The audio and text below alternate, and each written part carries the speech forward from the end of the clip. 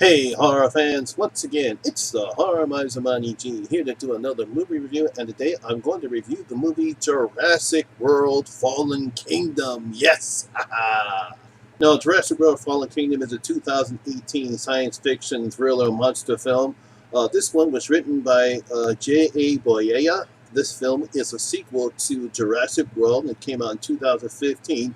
It is the fifth installment of the Jurassic World film series, and this is the second of a planned trilogy in the Jurassic World part of this franchise. Now, I did like Jurassic World. It came out in 2015. I thought it was an improvement over, definitely an improvement over The Lost World, and a little more improvement of Jurassic Park 3. This film once again stars Chris Pratt, Bryce Dallas Howard. They are returning in this film. We also have Derek Connolly and the director of Jurassic World, Colin Trevorrow. They actually return as writers with Trevorrow.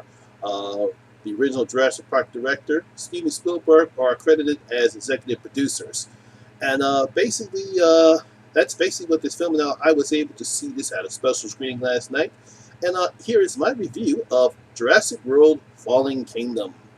Now, this film takes place 3 years after the disaster that took place in the Jurassic World theme park, and all the animals are loose and minding their own business, doing what animals did at that time period. But unfortunately, an active volcano has threatened to destroy the entire island. Claire, and now is trying to head some type of group to save the dinosaurs. And despite the fact that she is rejected by Congress, she is saved by this unusual benefactor, Lockwood, I believe his name is. Yeah, Benjamin Lockwood. He was Hammond's partner at the time when they were going about doing this, and they decided that they're going to help her save the dinosaurs on this nice island without any borders or fences or anything like that. Where have you heard that before? He and his aide, Benjamin, are going to help Claire rescue the dinosaurs from that island. She eventually meets up with her old boyfriend, Owen Grady, and she convinces him, because of Blue, the blue raptor that we saw in the last film, to save him. So they are going to the island and save the dinosaurs. But of course, shit happens as usual. And in the film, we find out what the true purpose of this rescue mission is. That's basically what the film is about. I will give credit for the filmmakers. They've done an excellent job in maintaining the excitement and the dangers that we see since this series first started from the original Jurassic World. We have lots of dinosaurs. The T-Rex is back. We have some raptors. We see Blue is back and he's safe again. In this again. And like I said, I do give them credit for how this film has looked. It's an excellent film. Like I said, lots of dinosaurs, lots of dangers, lots of elements. And it's good that they maintain this because that's basically what we came to see. We came to see the dinosaurs. One thing this film does do is it dwells into the relationship of Owen and the raptors that he trained. When we see in flashbacks, we see them when they were just little babies and how how he's able to train them, especially his relationship with Blue. We find out that how he trained them and how he's in a non-threatening position, and how Blue does not attack him, and we see the bond that we see formed between him and Blue, and he tells him that Blue is probably the most intelligent raptors that he's ever met. And that plays well into the other parts of the film. Now, this film is kind of like in two parts. We have the part where the people are trying to rescue the dinosaurs, and then we have the events that take place at Lockwood Manor. Now, of course, it's when the film falls is when we get into the Lockwood Manor estates, and it just sort of edges, so we get the different type of tone as we do in the first part of the film. Once we get to the Lockwood Estates, it's like, oh my God, look what they're doing to these dinosaurs. Then we get introduced to the latest creation that somebody's created. It's called the Endorex. Now, I do give them credit. What a crazy name that is. I do give them credit. The Endorex does look a bit scarier than the Indominus Rex that we saw in the last film. But we really don't see it a lot. He seems somewhat intimidating, but I think I would have enjoyed seeing him more in an open environment, not until this enclosed environment. But I guess because they wanted to make it look more scarier, like I said, they did want to include horror elements in it. So we do get some claustrophobic parts when we're in the Lockwood Estates. And like I said, he is scary. I do give him that. I just wish he just wasn't intimidating or more frightening than the Indominus Rex was. But again, like I said, there's a difference between you have an open world in Jurassic World as opposed to this enclosed space when we get to Lockwood Manor. And also another film part where the film lacks is the unimaginative antagonists or the villains of this film. Once again, people being greedy, think they know everything, and then have no clue of what they were doing. You would think after this part, people like this would not no longer exist in this film, but hey, look, people are just greedy. So what are you going to do? Well, like I said, they're unimaginative. They are the stereotypical villains in this part. One thing I do admire about this film, and I think what saves even the second part of this film, is the acting by Chris Pratt and Bryce Dallas Howard.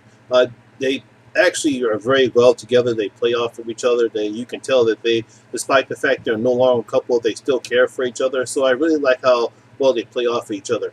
I also like the additions of Zia Rodriguez and Franklin, played by Danielle Padilla and Justice Smith. Especially Franklin, he does a typical "why the fuck am I here?" over the top craziness, but his comedy works. So you got to give him credit for his comedy relief. I think they play off well together, and I really enjoyed all four actors in the film. Like I said, the villains who are in this one, they're unimaginative, and especially that girl Maurice. Oh God, when are you going to cut it up with this child in danger stuff? She does nothing to the film. She's just there because we've had kids in danger since this series started. We have Jurassic Park. Let's see. We had Jurassic Park. Lex and I think it was Lex and Tim from Jurassic Park. Then we had Jeff Goldblum's Ian Malcolm's daughter in The World. We had the kid from The Lost World. The kid was there. And then we had, of course, we had the two Claire's nephews. And it's like, cut it out with the kids. Yeah, I know you want to have kids because kids are fascinated by dinosaurs, but we don't need any more of this kids in danger part unless they're going to work well within the script. Now, like I said, I didn't mind the kids in Jurassic Park or even in Jurassic World because they were an intro to the part and they weren't annoying.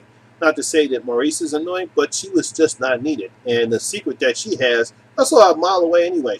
There was no need for her to be in this movie at all. Now the film does once again bring apart the point. I'll get it right. Brings up the point. I'll say it that way. The film does bring up the point once again. It should be fuck with Mother Nature, and you would think after these films, after what happened, both in the beginning of Jurassic World, Jurassic Park World, and here at the end of Jurassic World, that you would stop fucking with Mother Nature. But again, like I said before, we have greedy people who think that they know what they're doing.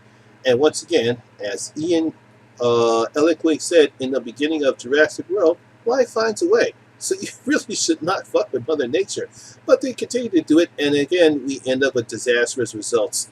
So that film does bring up that point.